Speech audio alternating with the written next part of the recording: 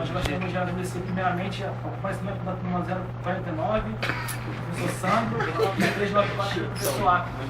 Obrigado por terem comparecido aqui ao nosso projeto. A gente vai iniciar falando sobre gestão da manutenção, especificamente no campo instrumentação. Nós vamos nos ater a esse equipamento aqui, que é a planta didática da Smart, e vamos, antes de iniciar falando sobre ela, nós vamos falar um pouquinho sobre a manutenção de equipamentos. Vamos falar sobre a história da manutenção de modo sucinto. Alguns aqui já tiveram a oportunidade de ver no grupo anterior um pouco mais sobre a manutenção, e aqui nós vamos falar um pouco mais sobre ela. Então, a manutenção começou quando o homem começou a manusear instrumentos e a desenvolver as máquinas para a produção de bens de consumo. Então, a manutenção foi emergindo a partir do momento em que novas necessidades eram criadas. Então, quando o homem começou a manusear máquinas, equipamentos, surgiram falhas, problemas. Daí, então, o homem começou a manusear e a fazer manutenções nesses equipamentos e máquinas. E essa manutenção ela acompanhou a evolução técnico-industrial da humanidade e se desenvolveu conforme as mudanças no perfil do mercado. Já no fim do século XIX, com a mecanização das indústrias, surgiu a necessidade dos primeiros reparos, e até 1914 a manutenção era renegada a segundo plano, sendo executada pelo mesmo efetivo de operação. No início desse século aqui, nesses tempos antigos, eles não gostavam muito de fazer manutenção, achavam que era uma coisa difícil, até porque não era muito difundido esse tipo de serviço. Mas o que é manutenção? Manutenção são todas as ações necessárias para reparos, para trocas de substituições de algum componente que possa ter no equipamento. Isso é fundamental para que uma empresa ela possa continuar com seu equipamento e com seu efetivo de produção. E a gerência de manutenção é a gestão de todos os ativos próprios da empresa, visando a maximização do retorno do investimento nesses ativos. Pode passar. Vamos falar agora sobre tipos de manutenção existentes no mercado que são empregadas em máquinas distintas, diferentes. Primeiro, a manutenção corretiva. A manutenção corretiva é a manutenção realizada em equipamentos que estão sob falha, para sanar esta falha. Então, quando uma peça do equipamento sofre algum dano, ela precisa de uma manutenção corretiva. E esse tipo de manutenção ela precisa ser, muitas vezes, emergencial ou urgencial, para que a empresa não possa sofrer danos de custos de matéria-prima e assim por diante. Pode passar. A manutenção corretiva ela tem vantagens e desvantagens como qualquer outro tipo de manutenção. As vantagens são, se os equipamentos forem novos, pode-se esperar um período sem ocorrência de falhas ou defeitos, ou seja, sem manutenção e sem custos. Então, dependendo do equipamento, ela não precisa de uma manutenção tão cedo, né? Somente se for uma máquina nova. E as desvantagens são falhas ou defeitos ocorrem sem controle, quer dizer, pode acontecer inesperadamente, maiores custos devido à saída não programada do equipamento, maior custo de reparo por troca de peças, estragos adicionais e redução da vida útil do equipamento. Então, muitas vezes, quando se vai fazer uma manutenção corretiva, é um problema inesperado que aconteceu nesse equipamento. Agora, a manutenção preventiva. A manutenção preventiva é todo o serviço de manutenção realizado em equipamentos que não estejam sob falha, ou seja, que estejam em condições operacionais normais ou com defeito. Esse tipo de manutenção é realizado para não acontecer falha. É um tipo de manutenção preventiva, né? Que prevê falhas. A preventiva sistemática é aquela que é realizada em intervalos regulares, quer dizer, pode ser quilômetros, horas de funcionamento, meses, ciclos de operação e assim por diante. Esse tipo de manutenção aqui é muito usado em carros, né, em automóveis.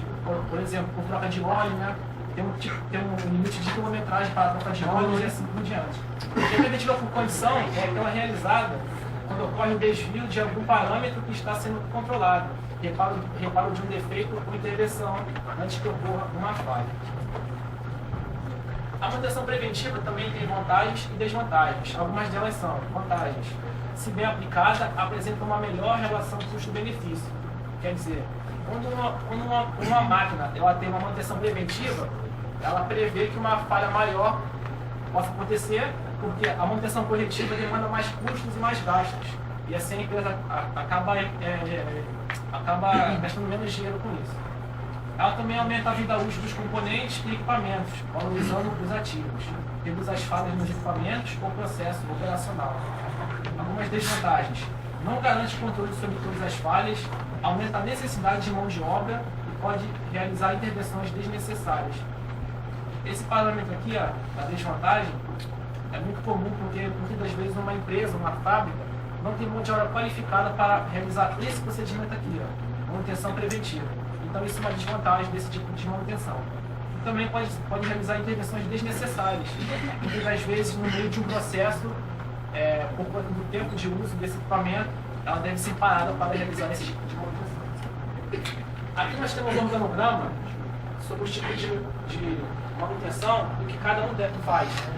Na preventiva, os trabalhos são planejados. Muitas vezes demanda tempo, isso, demanda esforço, todos envolvidos para realizar esse tipo de procedimento.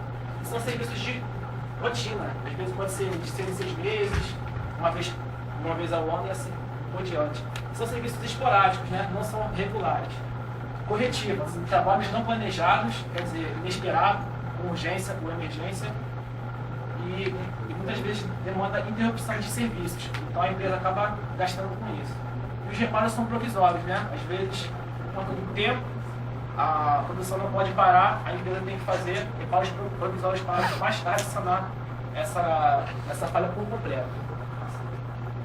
A manutenção preditiva, ela toma medidas para detectar o início da degradação de um componente, controlar o seu avanço e antever o limite aceitável da degradação, além de monitorar a condição atual, faz uma previsão do seu comportamento no futuro.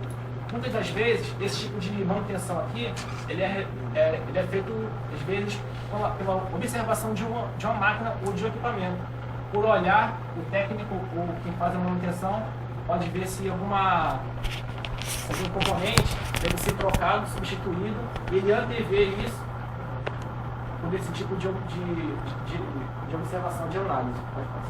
A manutenção preditiva, ela também tem vantagens e desvantagens. Ela reduz a incidência de falhas inesperadas, aumenta a disponibilidade e confiabilidade do equipamento e aumenta a vida útil dos componentes e equipamentos. As desvantagens: maior custo de implantação, equipamento de monitoramento e diagnóstico, maior custo de mão de obra, competência e treinamento.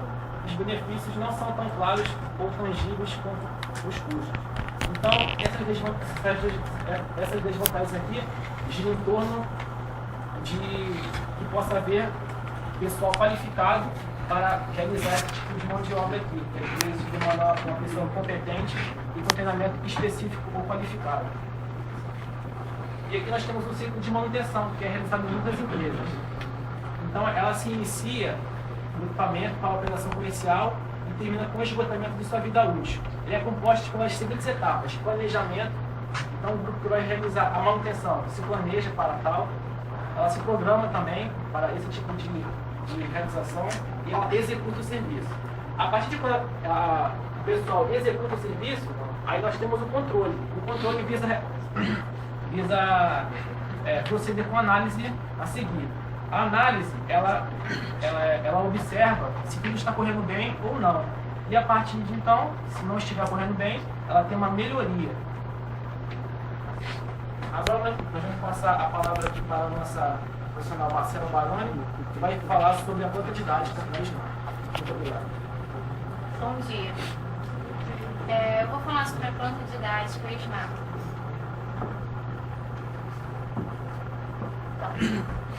A planta didática possibilita o estudo e aplicações de processos industriais através de demonstrações de estratégias e malhas de controle utilizando instrumentos, equipamentos, ferramentas de configuração e software típicos. A planta é monitorada e operada de uma estação de controle, com recursos de um software de supervisão que efetua a aquisição de dados de instrumentos e o apresenta por meio de animações em telas gráficas.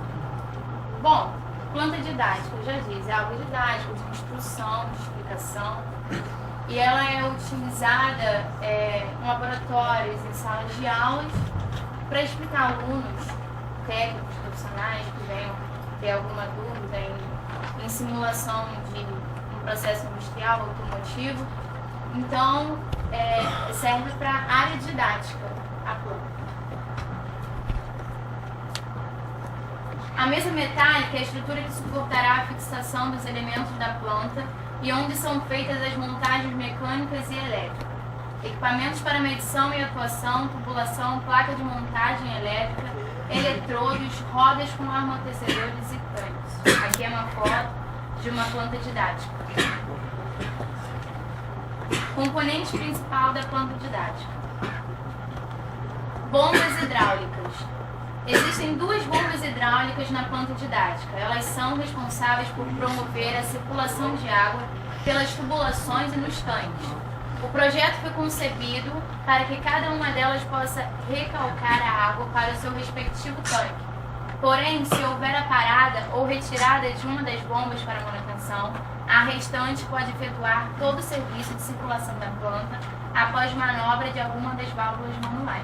Tem até um exemplo aqui, como o nosso colega aqui profissional, Lincoln, falou, sobre prevenção, sobre a manutenção provisória de algum erro, né, que eles venham corrigir. Aqui fala que se houver problema com uma, tem outras que vão exercer a mesma função na planta didática. Válvulas de controle. Na planta didática existem duas válvulas de controle do tipo globo, que são responsáveis pelo controle de fluxo da água na planta. Ali está a válvula. E aqui é um modelo de fabricação, tem alguma especificação do fabricante. Rotômetro de água. Os rotômetros presentes na planta didática têm a função de indicador do valor instantâneo da vazão de água no respectivo circuito. Os rotômetros são basicamente constituídos de um tubo de silicone comprimido entre dois terminais de conexão, que são unidos por meio de tirante. Podem ser fornecidos opcionalmente com uma proteção contra golpes e pancadas. Possuem comprimentos com 250 mm de escala e outros opcionais. Modelo do fabricante, características opcionais, temperatura, pressão de operação, graduação de escala, especificação. Chave de nível. A chave de nível é responsável por detectar nível baixo no tanque de água quente. Ao acusar nível baixo, a chave de nível enviará um comando para o painel de controle fazendo inibir conversor estático. A potência elétrica que pode estar sendo transferida para as resistências elétricas contidas dentro do tanque.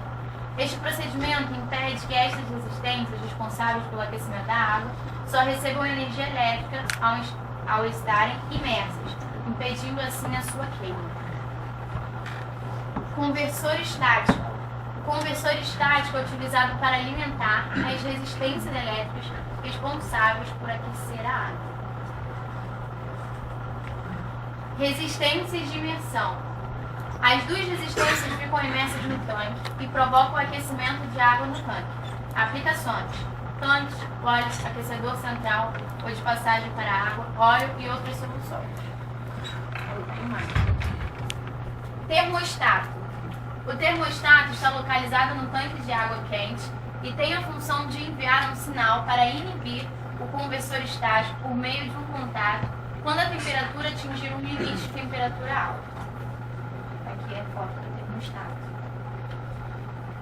Então, resumindo essa explicação da planta, os componentes que estão nela, tem os componentes a mais também, que é até um pouco mais na nossa área de eletrotécnica, que é todo um sistema de proteção contra fuga de corrente, como os IDRs, que talvez vocês devam conhecer, que são com uma sensibilidade de 30 mA, que é para caso haja alguma fuga de corrente em algum determinado equipamento, venha ter a proteção. Tem os disjuntores, talvez o padrão DIN, o termomagnético, tem os relés, fusíveis, isso tudo é um sistema elétrico para a proteção do operador. No caso, alunos, a maioria das vezes, que é uma planta didática, estarão utilizando a planta. Mas na vida real, a simulação real mesmo, que é na indústria, também tem todo esse tipo de proteção para os operadores das máquinas. Agora nós vamos apresentar uma videoaula e peço atenção de vocês. Esse vídeo é para falar sobre o funcionamento da planta didática. Nome do professor? Sandro. Professor Sandro, do Laboratório de Instrumentação, vai estar falando um pouco sobre o funcionamento da planta didática. Professor, qual a função básica da planta? Bom, a função básica dessa planta é, como o próprio nome diz, uma planta didática. Então é uma planta para você aplicar todas as técnicas, né, e entender qual é o funcionamento de todos os equipamentos, né, transmissores, bombas, todos aqueles equipamentos que você tem e que incluem nesse conteúdo de instrumentação industrial, né? Ok. Como funciona basicamente? Bom, essa planta didática você trabalha com um aquecimento, um tanque de aquecimento e com um tanque de mistura. Então nós temos aí duas malhas, uma de aquecimento e uma de mistura, em que essas duas bombas vão abastecer todo o sistema. Uma bomba abastece o tanque de aquecimento, a outra bomba abastece o tanque de mistura e faz um ciclo, né, fazendo a mistura e novamente o aquecimento. Ele faz um ciclo, controlando assim vazão, nível, temperatura e pressão, os seus instrumentos de pressão, mas ele basicamente de pressão não tem muita coisa aqui na minha planta não. Certo? Okay. Quais são as peças assim, fundamentais para o funcionamento da planta? Bom, eu diria que dessas duas malhas todas as peças são fundamentais, afinal de contas a questão didática aqui é a mais importante.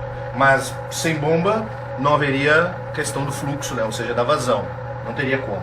Sem painel elétrico não teria como se ligar os equipamentos, né? Quais são as peças fundamentais assim que o senhor deixaria em estoque e tal para uma emergência? Eu deixaria em estoque elementos da linha elétrica, ou seja, botoeiras sobressalentes, até porque é necessário e elas dão problema com mais frequência, né? Exatamente. Bombas, eu deixaria uma bomba pelo menos em estoque, porque se houver um problema de uma ou outra eu tenho como trabalhar com as duas, tá? Uma válvula, pelo menos, para poder salvar se for necessário, uma válvula. Ou seja, sempre ter o que a gente chama de estoque 1+1 e não 1+0. Sempre ter mais uma sobressalente para não comprometer o todo, mas basicamente seria isso. E um transmissor de cada variável para poder você fazer as suas trocas. Então basicamente seria isso. E peças de hidráulica, enfim, né? Qual seria o melhor ambiente favorável para a utilização da planta didática? Bom, essa planta didática foi projetada para sala de aula, para laboratório. Então ela não foi projetada para o ambiente externo. Quer dizer, foi projetada em termos, né? Mas assim, digamos, a princípio ela é utilizada em sala de aula. Vocês podem observar que a parte interna aqui do meu tanque já há uma certa corrosividade. Se você coloca esse tanque em um ambiente externo, com certeza isso aí vai se potencializar. Então ela foi feita para ambientes fechados e ambientes escolares, né? Ok. Em relação à manutenção, de quanto tempo faz essa manutenção? Bom, a manutenção dela não é uma manutenção, digamos assim, programada. Nós fazemos uma manutenção corretiva, não é preventiva, porque ao longo do tempo que vai acontecendo os problemas, nós vamos trocando. Não preventiva porque na realidade não há necessidade, aqui não é uma planta industrial de fato. Sim. Então aqui há a possibilidade, eu até uso esses problemas para ensinar os alunos. Então por isso para mim é melhor que seja corretiva. Deu um problema, eu boto os próprios alunos a aprenderem a consertar.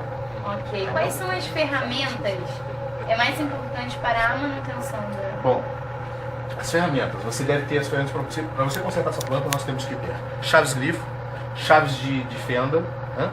Temos de ter também um multímetro, com certeza, um bom multímetro, equipamentos como chave Allen, importantíssimo, porque nós temos vários dispositivos, ainda mais esses transmissores, todos são chave Allen.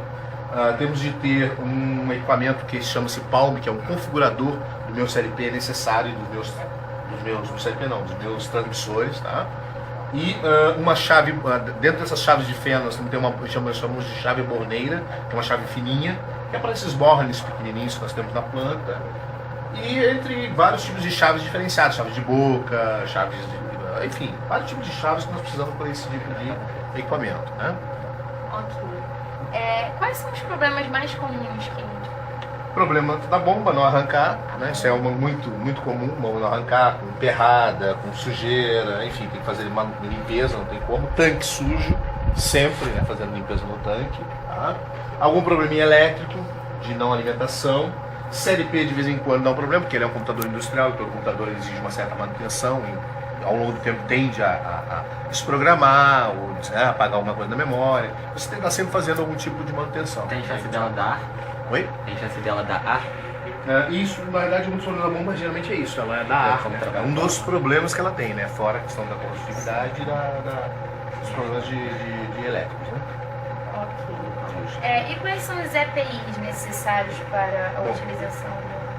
Os EPIs necessários são, na maioria das vezes, luva, porque você acaba fazendo o manuseio de chaves, né? Então você tem a luva para não machucar as mãos, né? Você precisa de um óculos por causa da parte elétrica e por causa da parte de peças que podem acabar, né, invadindo.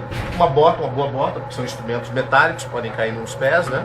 Uma boa bota, um jaleco, importantíssimo, né, para não ter nenhum problema. E como é um ambiente, digamos, estudantil, não há necessidade de usar EPIs assim do dia a dia muito fortes. EPCs também não é tão necessário, né? Não manuseamos aqui gás, nenhum tipo de situação que exija algum EPC específico. EPC, né? Então não tem? Não, equipamento de proteção coletiva dificilmente, porque não há uma...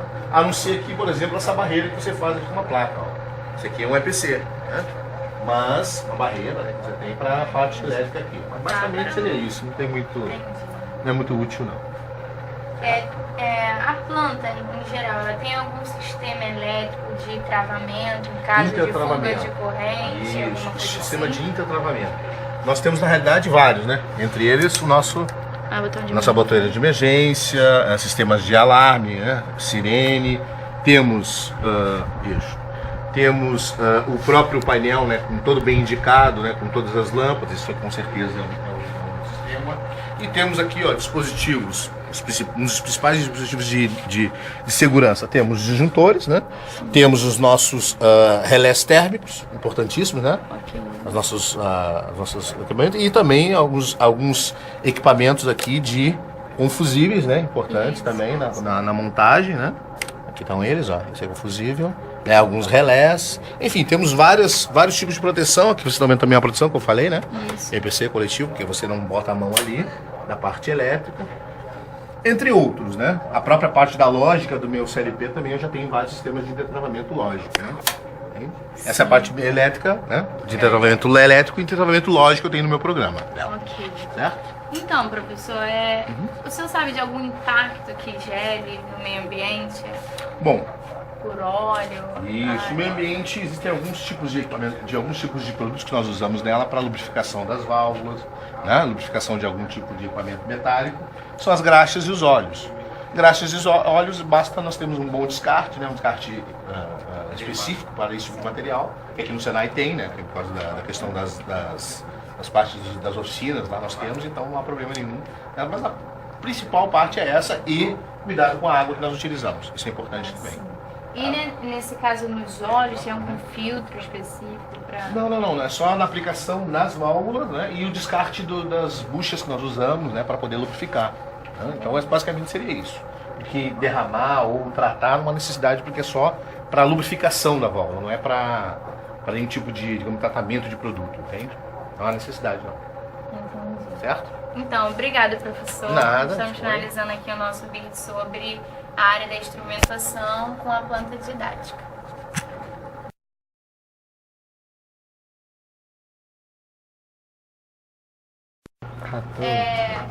Estou encerrando a minha parte e passando para o técnico André, que estará falando sobre a segurança no trabalho. Bom dia, eu vou falar para vocês sobre QSMS. Aqui vocês veem uma representação de cada significado, que é qualidade, segurança, meio ambiente e saúde. Qualidade. Relação entre expectativa e percepção para com o produto ou serviço. É uma avaliação subjetiva, porque depende de muitos fatores e o que é qualidade para um pode não ser para outro.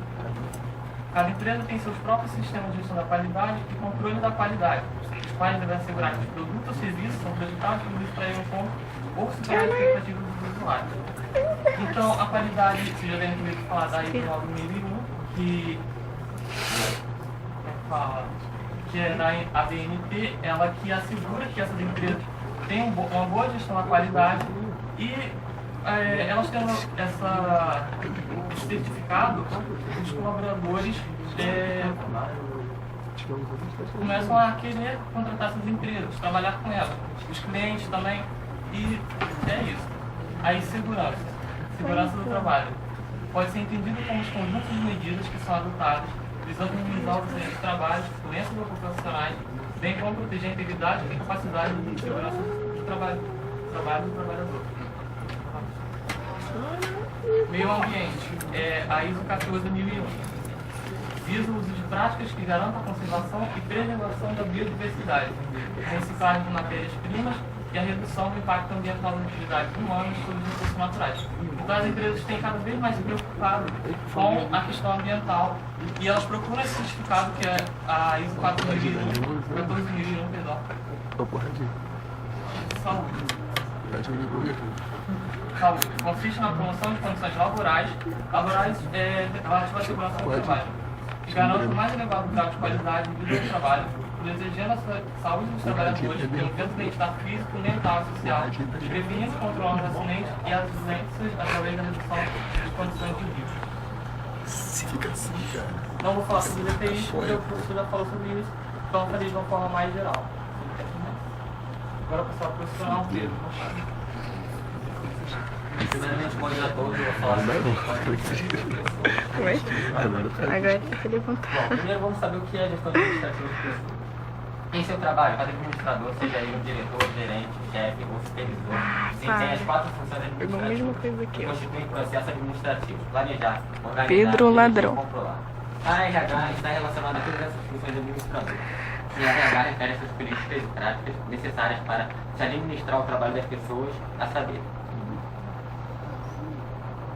1. Análise de descrição de cargos, desempenho de cargos, recrutamento e seleção de pessoal, admissão de candidatos selecionados, orientação e integração de novos funcionários, administração de cargos e salários, incentivos salariais e benefícios sociais, avaliação e desempenho dos funcionários, comunicação dos funcionários, e etc. Eu vou explicar um pouco o que é isso aqui. Gestão administrativa de pessoas tem toda a empresa e digamos que é a parte que cuida de admissão de pessoas, demissão de pessoas, salário, ganhos, perdas, tudo isso. E aqui eu coloquei mais ou menos um tópico de 13 coisas qual é a RH, a função dela. Pode passar. Conselho de RH ou de gestão de pessoas. Administração de recursos humanos é o conjunto de políticas e práticas necessárias para conduzir os aspectos da posição gerencial relacionados com as pessoas ou recursos humanos, incluindo recrutamento, seleção, treinamento, recompensas e avaliação de desempenho. A RH é a função administrativa devotada à aquisição, treinamento, avaliação e remuneração dos empregados. Todos os gerentes são, em um certo sentido, gerentes de pessoas, porque todos estão envolvidos em atividades como recrutamento, entrevista, seleção e treinamento. Ou seja, aquelas pessoas que vão entrevistar vocês na entrevista de emprego normalmente fazem parte da gestão de pessoas. Porém, não são todos. Por exemplo, o professor Toscano nosso ele já fez uma entrevista com pessoas para estágio para ele, e isso não significa que ele faz parte da gestão administrativa de pessoas. Mas normalmente todos que entrevistam lá fazem parte dessa administração. A RH é o conjunto de decisões integradas sobre as relações de emprego que influenciam a eficácia dos funcionários das organizações. A RH é a função da organização que está relacionada com provisão, treinamento, desenvolvimento, motivação e manutenção dos empregados. Ou seja, cabe a eles também sempre estar motivando os empregados, ver como é que estão saindo os funcionários, né? Se não estão saindo bem, vão chamar para conversar com o empregado e, na pior das hipóteses, vai levar a demissão dele. Bom, a gestão de pessoas no setor público. A gestão de pessoas no setor público possui algumas particularidades, ao contrário do que acontece no setor privado, onde o gestor pode contratar indivíduos que apresentam características vantajosas para a empresa. No setor público, a lei exige que as contratações sejam feitas mediante concurso público. Ou seja, nem todo mundo pode, por exemplo, vou enviar meu currículo para aquela empresa, vou ver o currículo da pessoa, me interessei e vou chamar ela para entrevista de emprego. Não. No setor público, você tem que fazer concurso público, como todos nós sabemos, para a pessoa poder fazer a entrevista e poder entrar no emprego. É por esse motivo que no âmbito do setor público, ações de desenvolvimento profissional são cruciais, pois os elementos podem aprender a progredir na carreira e não aprendem só a cumprir as suas funções atuais de forma mais eficaz. Os responsáveis pela gestão de pessoas no setor público devem saber motivar os funcionários para que eles sintam que são uma peça importante na empresa. Se isso acontecer, seguramente terão um melhor desempenho no trabalho. Além disso, a área de gestão de pessoas tem também a responsabilidade de exercer práticas de gerenciamento, planejamento, avaliação e recompensa, criando e mantendo um ambiente profissional e positivo na organização. Eu vou dar o exemplo do meu irmão que trabalha na parte de administração na Lambda, todos aqui devem conhecer. E uma das coisas que ele faz lá é ver os custos e as perdas da empresa. Ou seja, eles vão pegar de anos passados e de tempos passados, como no presente, todos os custos, todos os ganhos. Se tiver algum custo lá, alguma perda deles, por exemplo, eu gastei dinheiro, vamos dizer assim, na linha amarela, gastei dinheiro para asfaltar essa rua aqui. Aí vai estar lá quanto que ele gastou e o porquê. Se tiver algum gasto deles sem dizer o porquê, eles vão ter que procurar o porquê disso. Para quê? Para não haver nenhum, digamos, não é roubo, mas por exemplo, a pessoa, digamos, desviar dinheiro, porque o que acontece é você pedir dinheiro para você poder fazer aquilo. Se você pedir dinheiro e você não fizer o que você iria fazer, vai ter pessoa falando. Agora vou passar a palavra para o funcionário do mercado, que vai falar sobre a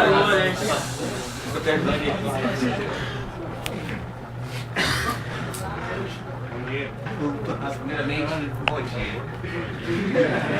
Vou falar sobre coordenação e supervisão de equipe. Então, o que o profissional faz, o que um profissional de coordenação e supervisão de equipe faz? Ele elabora e coordena a execução do plano geral de manutenção da empresa. Coordenar a tomada de ações corretivas nos equipamentos instalados. Organizar e manter registro de todos os equipamentos da empresa, respectiva manutenção executada. Organização, capacitação e correção das equipes de manutenção. Elaborar e executar o plano geral de manutenção previamente. Ordenar e executar as ações corretivas necessárias. Elaboração de novos projetos. Manter sob condições controladas de desgaste de peças. Efetuar testes em novos projetos, modificação, alteração e nacionalização de peças defeituosas. Elaboração e coordenação de plano de treinamento do pessoal. Avaliar o desempenho de elétrica e mecânica de modo a assegurar a eficiência dos serviços prestados. Suporte. As gerências de produção, emissão de relatório para a direção. Então, é isso que um profissional de supervisão e coordenação faz. Passa a palavra para o técnico. Bom dia a todos. Bom dia, gostaria. Sobre os elementos de manutenção elétrica, como já foi citado no vídeo aula.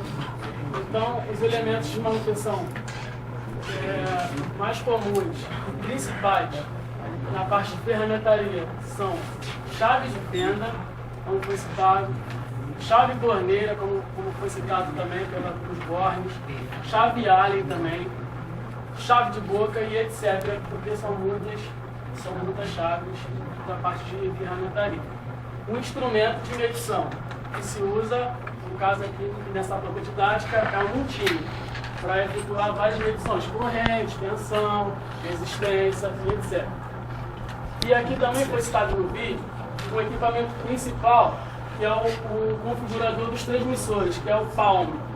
Ele é um configurador desses transmissores e ele também é um principal elemento de uma manutenção elétrica. Vou passar agora a palavra para o técnico André, que ele vai estar falando sobre outras coisas.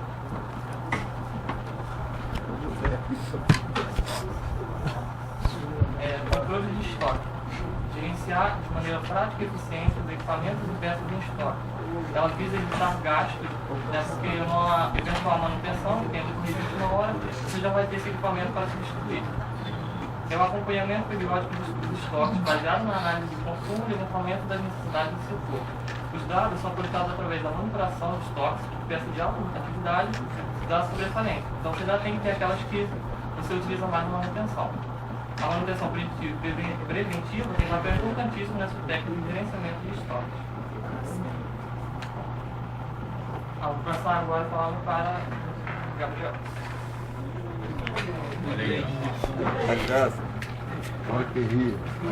Vamos falar sobre relações humanas no trabalho. Bom dia, galera.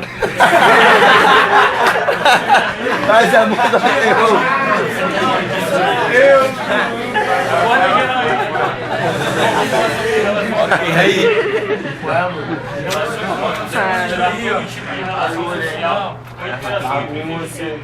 Bom, no trabalho vocês vão ter que lidar com vários tipos de pessoas. Como ele.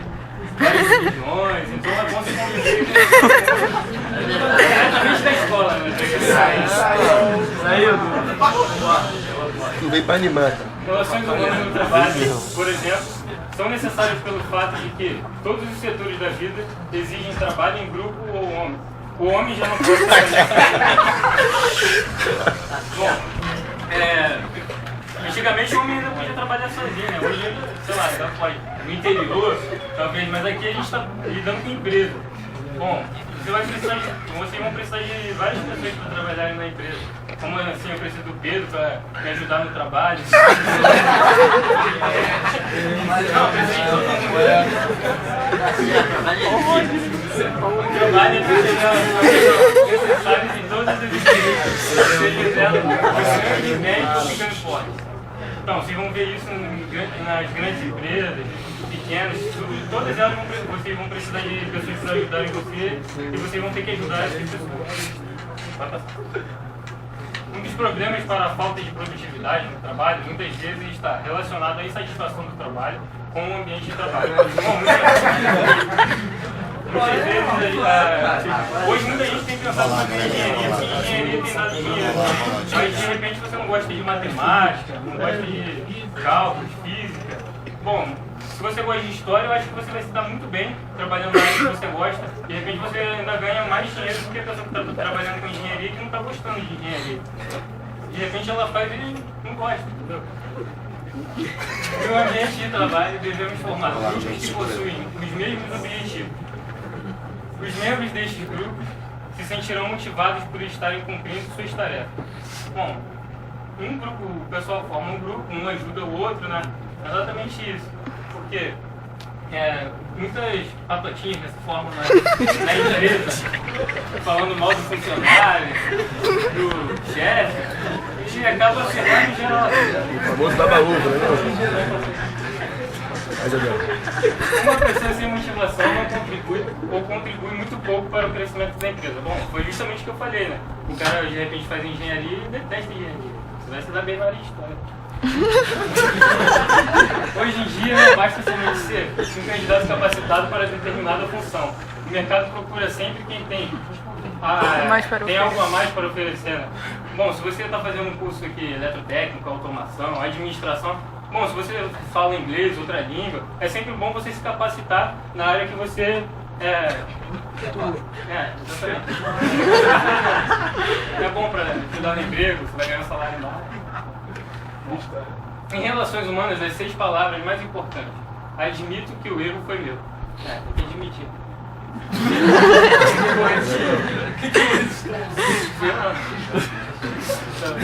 Vamos lá, galera.